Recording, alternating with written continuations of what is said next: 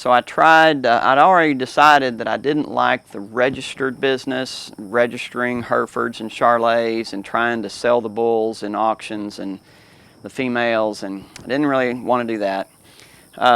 So I tried a string of, I think I got up to 40 pairs, 40 black pairs, just commercial Brangus, Angus, and the economics of the cattle business at that time were not such that you could possibly make money, make a profit with that small of a string.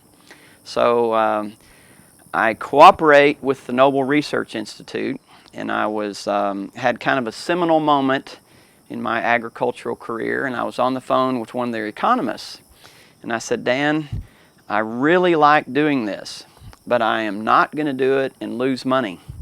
So he suggested, why don't you try stockers?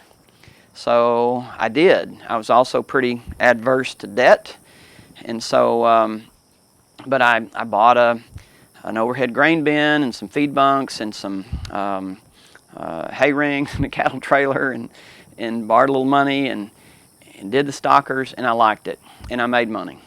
So I was doing stockers and everything was great, and for several years, and I learned during that time to use intensive rotational grazing, management intensive grazing. So all of my land is cut up into 3 or 4 or 5 acre paddocks using electric fence.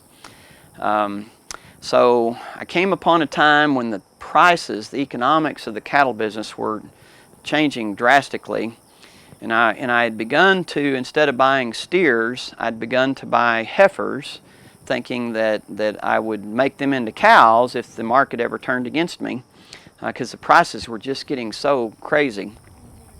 So one year I was looking at selling my 700-pound heifers for, I want to say, $1,200 a piece, and I was about to buy, I was going to have to buy 400-pound heifers to start over for the next turn at $1,000 a piece.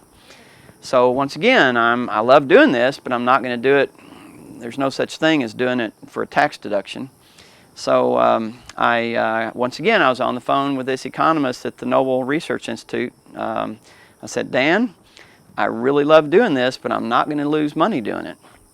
And so he said, well, we just had a producer that took 10 average black pairs to a little bitty sale barn and sold them for $2,500 a pair. And I said, I can do that.